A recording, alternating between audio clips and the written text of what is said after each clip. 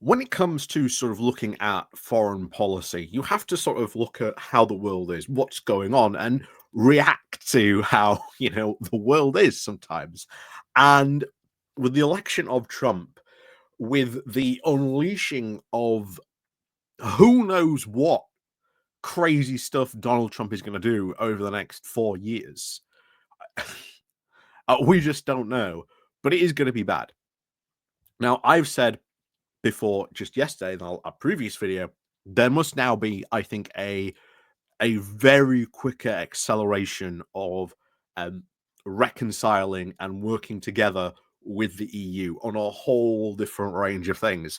And as I said before, another video I also made, I think Trump has brought about the beginning of the end of Brexit, because we're already seeing now a lot of push for the UK government to go and reconnect and start doing a lot more stuff with Europe in terms of defense, economy, trade, immigration, etc. A lot of this stuff that we are now sort of seeing calls come from, again, a lot of MPs. So there is now, I think, a really urgent need to really fundamentally relook at what happened. And I do think that they've been caught off guard by Trump winning. I think they clearly expected Kamala Harris to win. I also think that they were a lot more focused on wanting to get their domestic agenda done first and foremost before really sort of looking at foreign policy stuff, etc. But now, with of course the arrival of Trump, that now has to change fundamentally. That has to be very, very clear, and we have to ask the question: are we prepared for the worst? Are we prepared? I think that is a very fair question to ask, and I think it comes down to, we've heard everything what Trump has said. Now, will he do it? History says yes, he will, despite, of course, what many Americans voted for, that Trump won't do some of those worst impulses that he's had. Good luck. I can say to that. Anyway, before we do get on into this, please do remember to click on the like, share, and subscribe. And of course, down below there are links to my Patreon page, the One-Off-Nation link, you can buy me coffee, you can buy me coffee, the YouTube thank you button, and of course, as always, there is the Pony Club down below as well. And of course, there's the YouTube thank you button as well. So thank you very much, everyone who does help support the channel. And of course, you can click on the like and share button. And of course, if you're new to subscribe, hit the subscribe. If you haven't subscribed, subscribe. Anyway, on into this. We're having a look what Andrew Ronsley has said. I am completely in agreement with him here. There needs to be now make not only you need to engage with Trump, like it or not. He's in the White House. You can't ignore America for the next 4 years. You have to sort of engage with him in some way, shape, or form, regardless of whatever comments you've had of him in the past. But there must now be a fundamental rethink of what Britain's foreign policy should be. And ultimately, that involves a lot more talking with European countries and indeed the EU as well. So let's crack on to this. So, peas from the same pod, they sure aren't. No one, of course, is ever going to think that Keir Starmer and Donald Trump are twins, who, of course, were separated at birth. In their temperaments, their worldviews, and their values, the parties, of course, that they lead, two human beings could not be less alike than the former prosecutor who leads now Britain's first Labour government in 14 years and a convicted felon whom Americans have now returned to the White House for another 4. When Trumpites are, of course, being polite about the Labour leader, they call him a liberal. When they are feeling very voluptuous, they, of course, brand him far left. And, of course, the animosity has been mutual.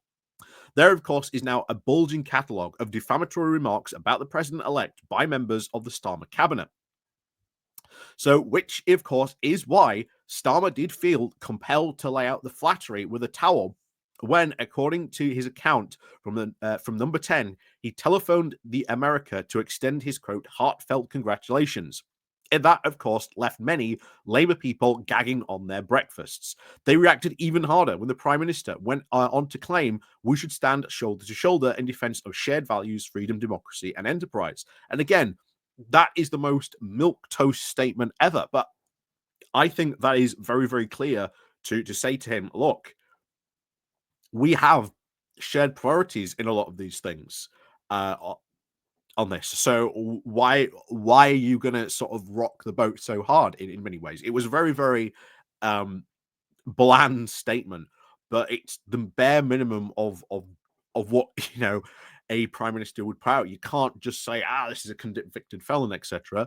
You can't do that. As much as other parties would love that to do, whether it be you know the Lib Dems, the Greens have put out one particularly egregious, which if they were in government would not fly diplomatically. I'm sorry.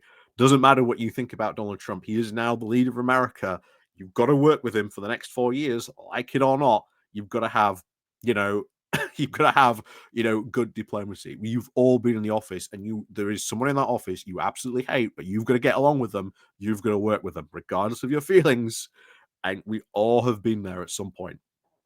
So he also, of course, employed the now well-worn diplomatic cliche that one of our ambassadors to Washington banned his staff from using because he thought it fed delusional thinking about the extent of British influence over the US, saying, "I know the special relationship will continue to prosper for both sides of the Atlantic for years to come," said the Prime Minister.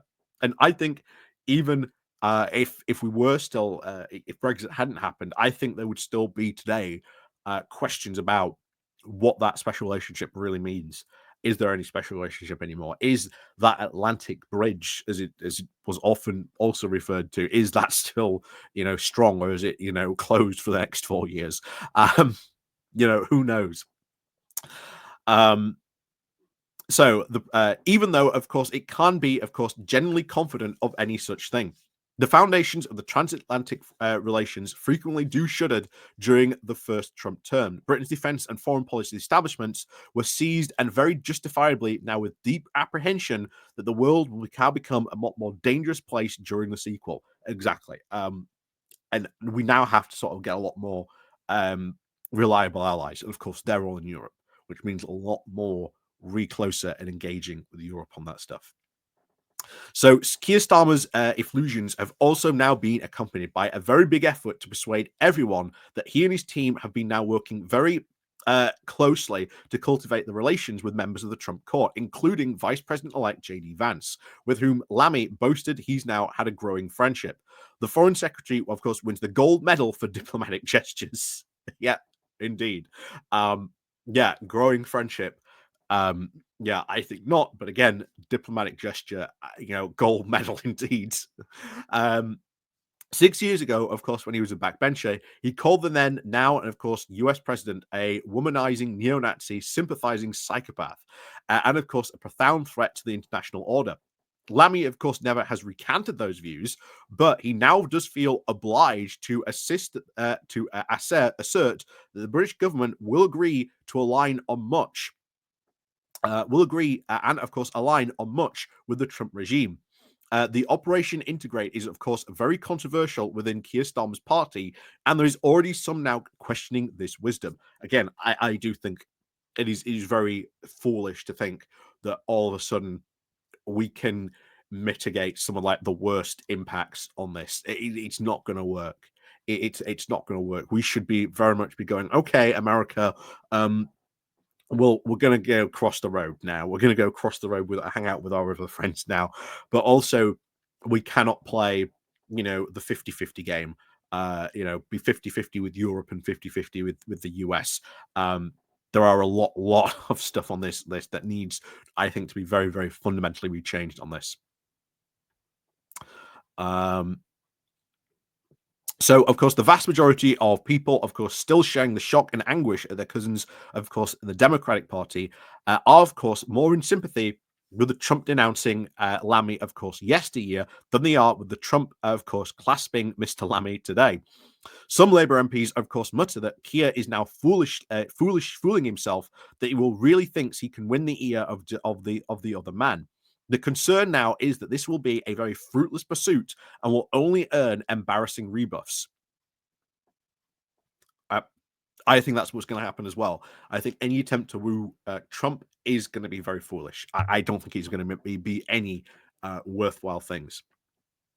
Of course, Theresa May's very slavish attempt to woo the American were, of course, rewarded with insults and even humiliations, as she was a conservative prime minister. The better response to his Oval Office, of course, is argued by some of the Labour voices to start from the assumptions that the US will now be an extremely unreliable ally and put more urgency on repairing relations with other European neighbours. I think that's the direction that's going to happen. That's how we're going to have to treat the US. That is from now on until someone sensible takes over again. That's how we're going to have to treat the US. Other, of course, people that think that Labour will, of course, react to the US election result, of course, is now to drop the pretense, and there should now be a lot more in common between Britain and America. Sadiq Khan, who has a history with Trump, said that Londoners, of course, will be very fearful. This comeback is, of course, rightly, distressingly, and energizing for the global hard right. Farage and the other mini-Trumpians types in the UK are, of course, cheering, but they are completely out of tune with public opinion. The number of British voters who are now unhappy to see the return of King MAGA are, of course, outnumbered by those who are unhappy, nearly 3-1. The Tories who think that they are appealing to Trumpism is now the way forward should note the majority of their supporters are among those now most perturbed by his return. Again, very true. We've talked about this as well in the past. Do conservatives think they can trump their way to victory? Absolutely not. If Kimmy Badenoch starts leaning into some of this Trumpian stuff, it's not going to work, and they are going to sort of scare away even more of their supporters, already more than they have done. So, to those, of course, very critical or even anxious about his offer to partner up, the Prime Minister has a very blunt response, saying that we have to deal with the US as it is, not the country we would prefer it to be. I agree. I agree with him on that. You have to deal with it as it is. So Keir Starmer's, of course, inner circle would acknowledge that they are, of course, now bracing for a wild ride, and absolutely they are. And I think to help us, through this, it has to be UK EU relations. We now have to sort of prioritize, not America. They're, of course, now bracing up for our wild, but they will argue that they have to do business now with the Trump regime. However nightmarishly difficult that, of course, will be. Again, I agree with them on that. You have to deal with them. Like it or not, you have to deal with them. Of course, their problem is that this looks all like a very seismic change in how America actually turns up in the world, and it is hard to see how this can now be comfortably fitted into the traditional template of UK-US relations. This holds that whoever is in the White House, and to whether or not they are personally agreeable or ideological simpatico, a British Prime Minister has to, of course, hug them close. One way of contemplating this for the coming 4 years from a British perspective is the ultimate stress test of whether there is any remaining value in thinking that the Anglo-American relations in that way. And I think that is very true. I said it before at the beginning of this video.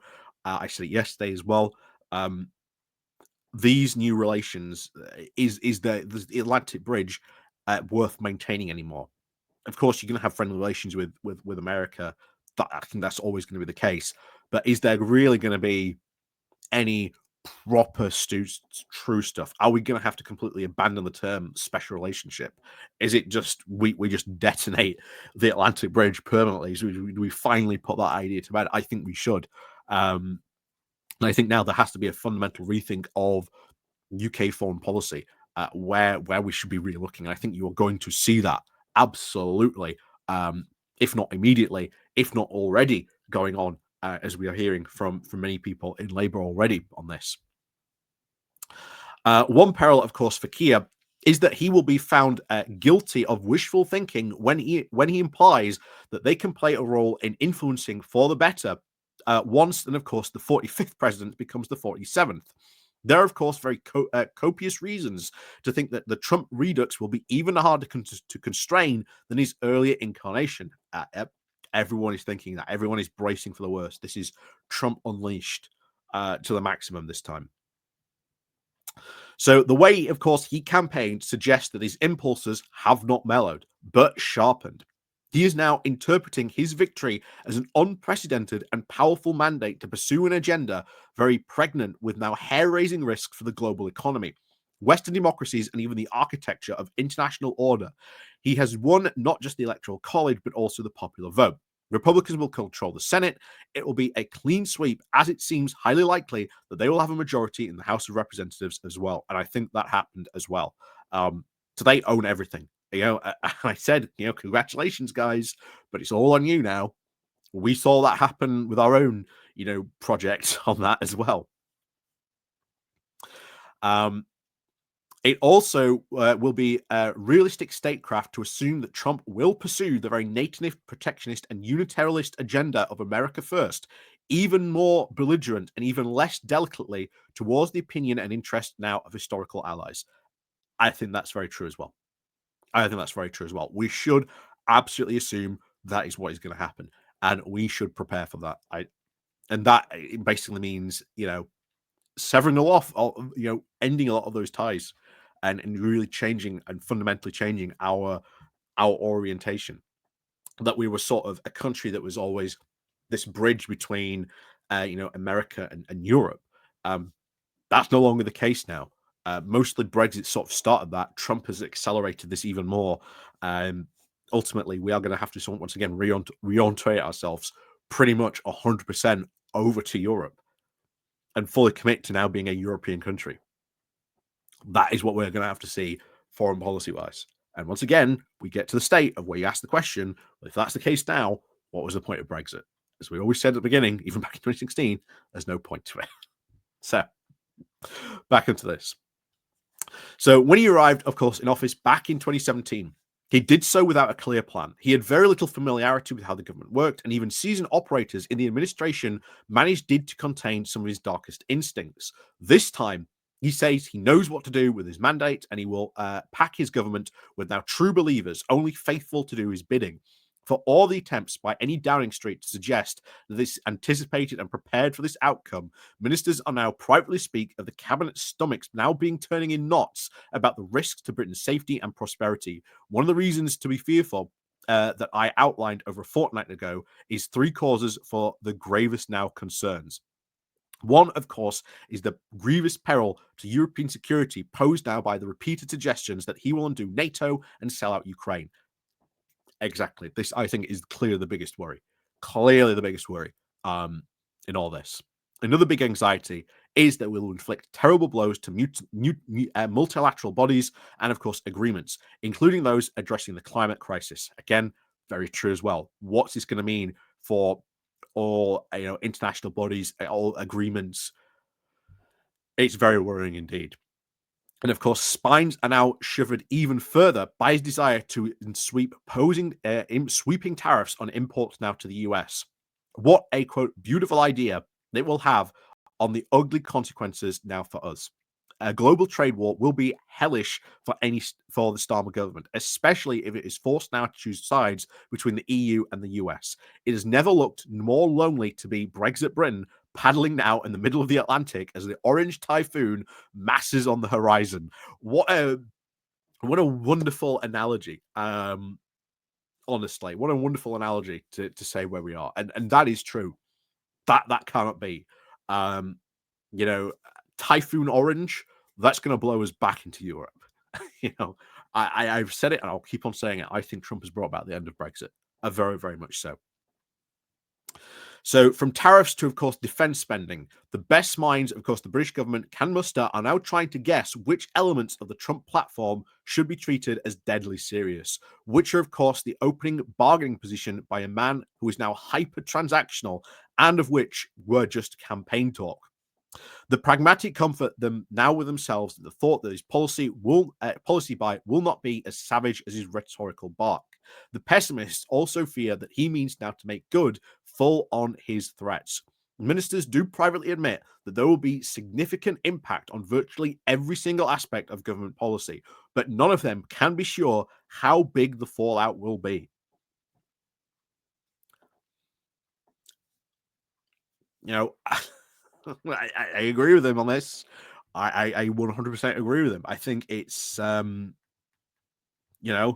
we become a more European country. We more closely aligned with the EU. We talk more with our European friends and partners more. Why are we at the EU? People will start to ask if that's the case. So, hope for the best, of course, is not a strategy. Preparing for the worst would be prudent.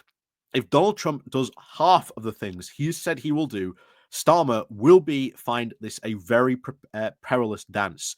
Trying to hold close to America is like trying to attempt the tango with a crack smoking rhinoceros. Again, probably quite true. The Prime Minister will be very lucky if he endures the experience without getting gored. Yeah, I think that's very, very likely. I agree. I think there needs to be now a fundamental relook about how we look at our policy, like foreign policy, and what that really means. Because America is now completely an unreliable ally, completely, with Trump in the White House. So, who are our allies? Our allies in Europe. It's just inevitable now. It's inevitable, and Trump has sped this up incredibly. And like I say, all the the stuff that Trump is going to do is going to have some very bad repercussions on us. Even though we are sort of again not part of the US or anything like that, it's going to be very bad for us. And a lot of ways to mitigate that is to sort of realign ourselves to Europe, to be closer to Europe. And then, of course, you ask the question: if we are that closely aligned, why aren't we then in Europe?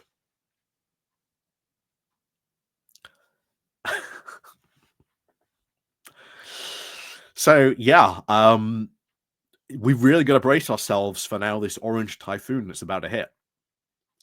You know, come I think January 20th of January he takes office, and Trump has said he will do a lot of stuff on day one. A lot of stuff on day one, and I do agree with him as well. You've probably got a lot of people saying, right, okay, what does he actually mean he's going to do, or what is his just a rhetorical flourish? What I do think this time his worst instincts are going to be unleashed. We are already seeing him appoint loyalists. People who have really stuck with him and been the most loyal.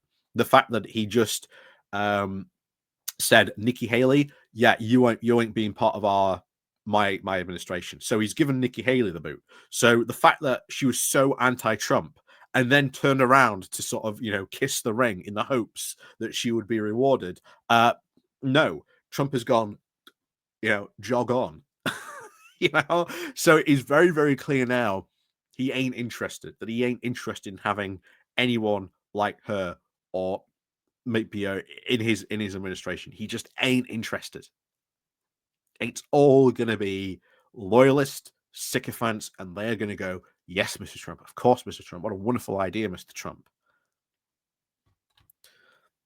And of course, what are they going to be saying are those wonderful ideas? And that, of course, is what is so terrifying. And already, Ukraine and NATO, what does this mean for international institutions and international obligations that America has signed? That in many cases, America being part of is why people respect those treaties so much. If America leaves, how many other countries just go, oh well, if the US is not a part of it, why should we be a part of it? That's very dangerous. And then, of course, tariffs. What are these sweeping tariff agendas that he's going to implement, and how much on what? Is it going to be like across the board? Is it going to be it's going to be this much across the board, but on these specific things it could be even higher? We don't know. We just don't know, and that is one of the worst parts about it, because Trump is going to have a lot of stuff, and when you've got a government now that is trying to sort of help rebuild the UK economy, the only way to do that is by more closely aligning with Europe. Where does that lead us? That leads us back into the EU. That leads us back probably into the EU a lot quicker than I think people even expected. So, as I keep on saying to a lot of people here, the only silver lining we can see from this, from a UK perspective, is that this is going to sort of get us back into the EU probably a lot quicker than people thought. So, as always, we'll see you all next time.